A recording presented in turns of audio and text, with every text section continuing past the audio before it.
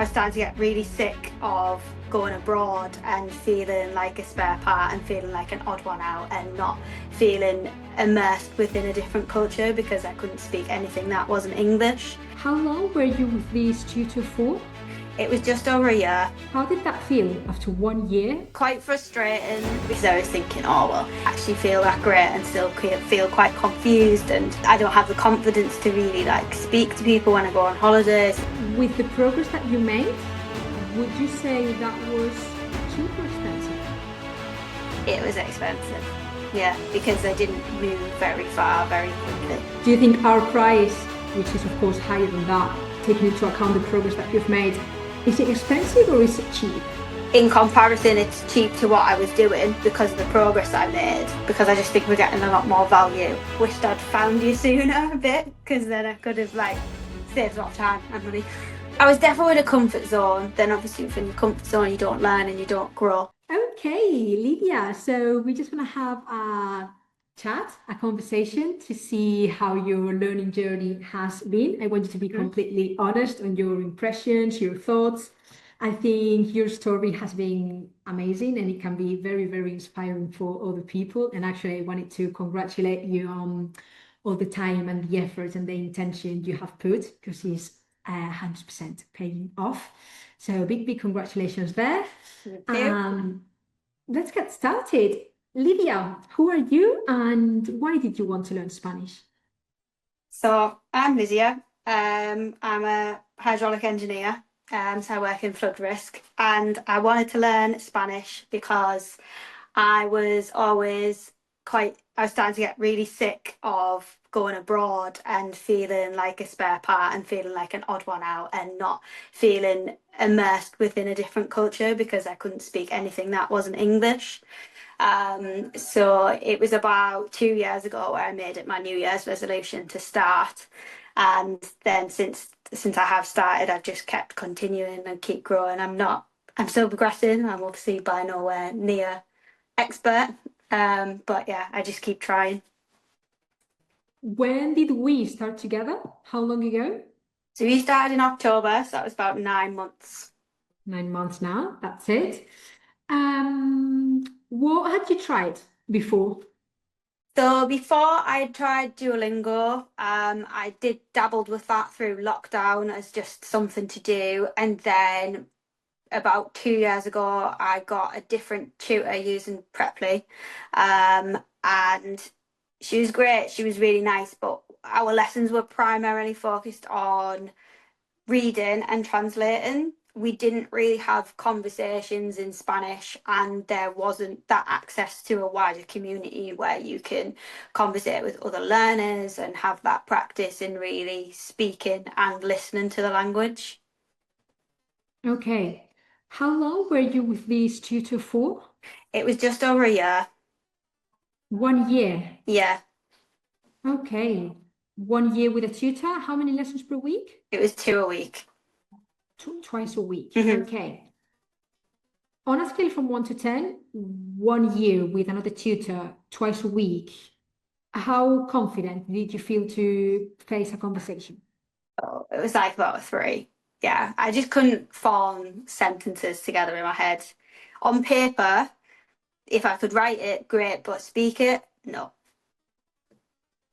How did that feel after 1 year not being able to form an, I don't know, 5 word sentence speaking? Yeah, quite frustrating because I think I had it in my head once I started, I would be aware a bit quicker, and then I just kind of reality checked it for myself a bit because I was thinking, oh well, in a year's time from now, I'll be like a lot more confident. And when I got to that year, and I thought I don't actually feel that great and still feel quite confused, and I don't have the confidence to really speak to people when I go on holidays. So yeah, it was quite frustrating. Did you ever, what was your thoughts? Did you think it was your fault? Did you know that the method was not working? You didn't really know what was going on? I didn't really know, yeah, because I just thought, well, I think I thought if I did more in my spare time, that would help me if I was doing it every day. If I thought, or if I listened to like TV shows in Spanish that I know in English and then listen to them in Spanish, I might be able to pick it up a bit more passively. But I just thought if I just keep going, I might get there. But I think after about a year and a bit, I thought, I don't think that was going to happen. So it was your decision to drop those lessons. Yeah, yeah, and start with something new. Would you say that was a waste of time? What I did previously, Mm-hmm. I wouldn't say it was a complete waste of time because it did teach me conjugation and it did give me a base level of understanding and some confidence in reading and be able to write it. But it didn't give me the ability to speak and listen to it, which is the two key things that are fundamental, which is obviously what you need to be able to go on holiday and order food and interact and try and make friends. It was definitely at a slower pace, so it gave me some more time to build that confidence. But I think having obviously spoken to other students that haven't had any Spanish behind them, the fact that they've picked that up within the space of 3 months is like quite, oh, wished I'd found you sooner a bit, because then I could have like saved a lot of time and money. Yeah, 100%. What was the price of those lessons, if I can ask you? It was just on a monthly subscription, so it was about £130 a month, and I think that gave me 8 lessons. Okay. So that you said 180 pounds for 100 and, eight lessons, 130. 130, yeah, for 8 lessons. That's 16 pounds per week. Yeah, With the progress that you made, would you say that was cheap or expensive? it was expensive. Yeah, because I didn't move very far very quickly. Okay. Now you are, of course, paying more per lesson. We're not going to get into the price, but would you Yeah, say our price, taking into account the results, is I don't ever talk about money in these interviews, but now that we brought up yeah. the topic, I think it can be interesting. Do you think our price, which is of course higher than that, taking into account the progress that you've made, is it expensive or is it cheap? I think it's realistic, and I think in comparison, it's cheap to what I was doing because of the progress I made. And that was funny actually because I was talking about this with my friends the other day at tea, and they were just asking how my Spanish was going. And then I was saying, oh, like what we do, and we have like native workshops, and then we have weekly workshops, and we're also part of a WhatsApp group where we can like talk and meet up when we want to. And then also talked about the holiday to Granada that you did. And one of my friends went, how much are you paying for this? And I told her, and then she went, that's good that. And I was like, yeah, it is actually. It is really good because obviously everything's that one fee. So all your access to your workshops and your native speakers and then just having that community access to the group is like, it is actually really good. Um, so yeah, I think in comparison, it's cheap because I just think we're getting a lot more value. And there's that constant push, which is what we need to like speak and listen. And those are like the two fundamental, like reading and writing. Yeah, it's important, but like if you can't speak and listen, then it's like that. Those are they are fundamental. Yeah, yeah. At the end of the day, what we wanted to hear is be able to travel to Spain, be able to speak, be able to interact with people. So are reading and writing completely useless? No. Yeah, Are them the priority? No. It's not yeah. what we want to be doing. Okay, Lydia, when we first met 9 months ago already, how did you feel when you made the decision? I was quite apprehensive at first because I think I'd got quite comfortable with my other shooter and the pace that we would go at. I was very comfortable and I had my routine of like I'll do it twice a week, but also within that routine, I didn't have like set and assigned homework. So when I switched to yourself, I was definitely apprehensive because I thought, oh, there's something new. And it was initially quite intimidating getting added to the group and thinking, oh, these people like are way better than me. I'll never be as good as them. But then I think once I got into it, and it has took me a while, like quite a while to warm up. I think like started to warm up, I would say about like February. So it took me like 4 months to basically like start to engage with the group a bit more. But then once I did, and once I took that leap of faith, I thought, oh, do you know what? It's actually not that scary at all, and everyone's super nice. Yeah, absolutely. I didn't know you were that apprehensive to switch from one thing to another. Oh, in it, honestly, I am an anxious mess of a person, like all the time. So like it takes me like a good like 2 weeks to make a decision. So like I really struggle with like, oh, let's do that really quickly. So when I jumped, I was like, oh, let's take a leap of faith and see where I go. It's good though, because even if you're this type of person that needs a lot of time to make a decision, you did make this decision. I think maybe because you had been for 1 year already doing something Yeah. that was not working for you. Hmm. Because this is like you saw it and you went for it. It was not like let me think about it and then in a month I come back. No, no, no. It was straight away. Yeah. What do you think made you make that decision with determination, even if you're this kind of person that likes to think things through? Yeah, I think it was obviously speaking to yourself and having that initial call, and then you setting out your structure of how things work and explaining that there's a group and there's a community and everyone's assigned a tutor that's like best fit for them or like availability, and then laying out that sometimes we might have lessons with two people, but you're always matched with ability. Just having that sense of structure and then that push on homework was quite a big thing for me because I knew that if I was going to progress faster, I needed to be doing more independent study. And because of obviously what I was doing before, there wasn't that enforcement of it. I thought, well, I'm not going to go anywhere if I don't have that. So it was that pull on class structure and community, I think. Okay. One important thing that you just mentioned, because, well, I actually want to ask you, do you think that you're now more committed, more consistent in the autonomous work than what you were with your other tutor?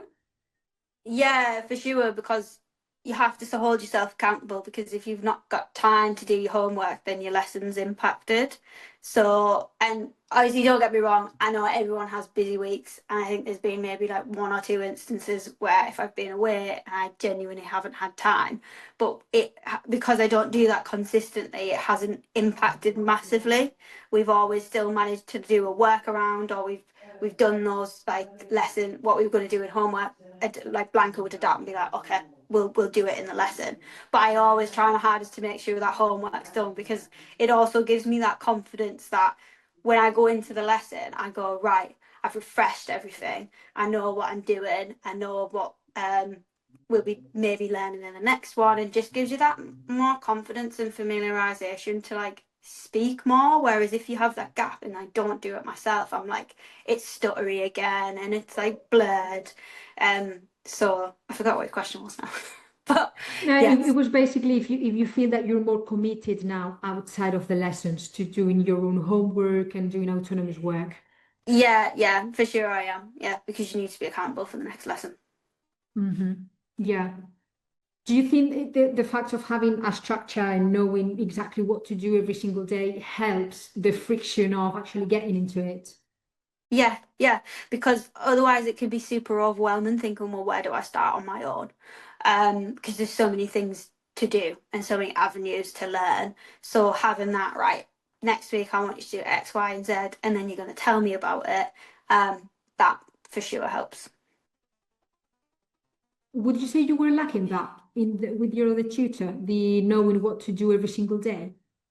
Yeah, yeah, I didn't know what I should be doing and I didn't get given homework, so there wasn't that recall and response process that you would do independent learning with. Okay, yeah, yeah, yeah. Lydia, how have you felt? You first were saying that you were feeling anxious to make the decision. Yeah. You enter the plan, you start having your first lessons, your first weeks. How was that, the beginning and the whole ongoing process? How have you been feeling? I think it's just been because I am such a slow grower. I've, I'm so happy I've stuck with it because now I feel like I'm really starting to reap the rewards. Now I'm interacting more with the groups and going to more workshops and speaking to people. I have quite a lot of homework that involves me speaking to people, so that helps. So now I do feel a lot more confident, and I genuinely feel more part of a community because I've forced myself in there a bit more and started speaking and doing the weekly voice notes as well. I'm just like, right, there's no need to be so scared. Just do it. It's all good. 100%. Yeah, 100%. Um, would you say with this sort of tutor, you were a little bit in a bit of a comfort zone that was not making you any good, or how would you describe that phase?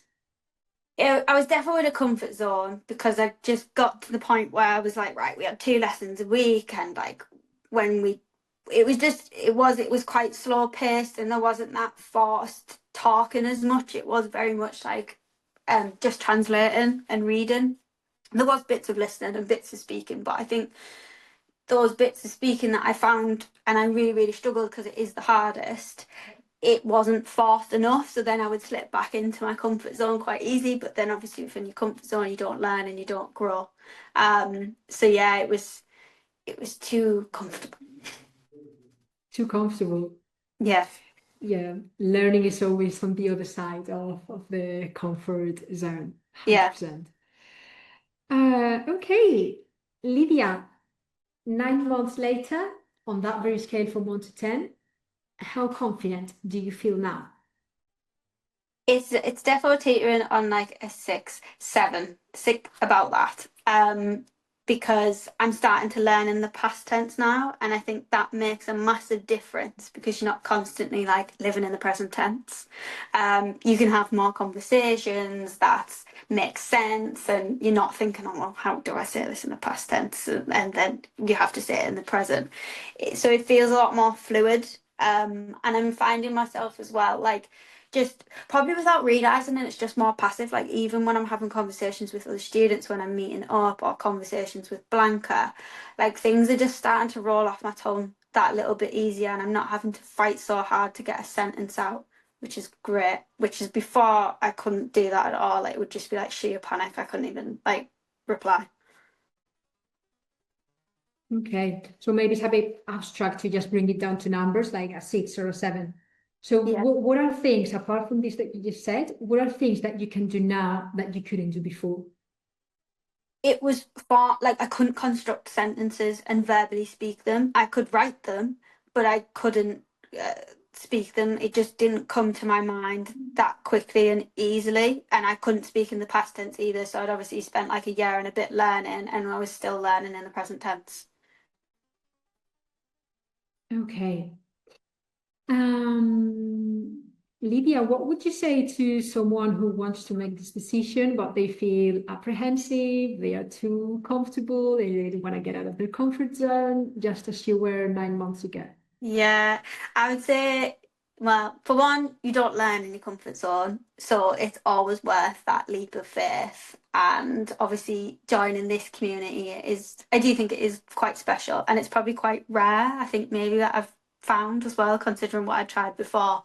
And there's so many people like within the group, and we're all like super nice, we're super friendly, and everyone just wants to learn, and there's no judgment. So if someone is considering it and wants to take like their Spanish to that next level and step outside their comfort zone, then this is definitely a great group to join. Mhm. Why would you describe it as rare? The Yeah, because obviously I've only tried one other thing, so I don't know for sure. There might be something else out there, but I think considering like we've got this community and that you just recently organised a holiday and we have native Spanish workshops and we do normal workshops and like we do lessons with other students, like it does feel like you're almost part of a school, even though we all live in a different country. So that I think is rare because that's quite hard to do. It is difficult to coordinate because we've got the hour time difference. So it's as much as feeling like you're going to school, even though it's all online, Yeah, I can 100% say, and I'm a crazy person looking at everything that's out there. There's nothing like this. is it not? Um, there's Yeah, nothing like this. Not that I have found, and I'm a crazy obsessed person. yeah, So not that I have found. There's nothing hmm like this so far. yeah. Right. Okay. Um, Yeah. okay, Lydia. Is there anything you would highlight from the whole thing? Just one thing. Last question here. It's difficult. I think it's probably, just that sense of community. I think that's really something that's just starting to highlight to myself, especially over the last couple of, I'd say like months, because like I say, more of my homework now is a lot like rather than independent learn, it's like meet up with another student and then tell me about what you did at certain dates or what you did at the weekend and then repeat it back. It's getting to know new people, which is again something that I do find scary and apprehensive. But now that I've took the plunge, I'm just like happy that I've done it and it's pushing me out of that comfort zone and I feel like it's making me grow as a person. So it's definitely this sense of community that like this school has. Whereas before I was quite isolated, I was just on my own, just with a tutor. And you would think that actually, well, if you were to just use two with one-to-one, you would learn quicker, right? It's one-to-one. But I've actually found out that isn't the case. You need that community and that shared sense of, oh, we're all in this together, or how do you learn and how do I learn, and just sharing thoughts and ideas. Yeah, absolutely. I was going to ask you something and it went.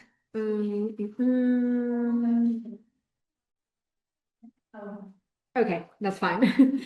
Um, all right, Lydia. So yeah, is there anything else you wanna add? No, I think that's everything from me. Okay. Thank you very much for being so brave, so committed, so determined. I really, really mean it. I'm speaking in Blanca's, I'm speaking for Blanca as well. So yes, Lydia, thanks a lot for this chat. I can't wait to see where future takes you with Spanish. I'm Yeah, very, very excited. And big congratulations on the progress you've made so far. And let's keep going. yeah. Thank you so much. Fingers crossed. Maybe fluent one day. Hey? Maybe we'll We keep will get working. there. Yeah, We will get there, 100%. perfect. Lidia, muchísimas gracias. Nos vemos pronto. Gracias, Elena. Chao. Un abrazo. Chao. Bye.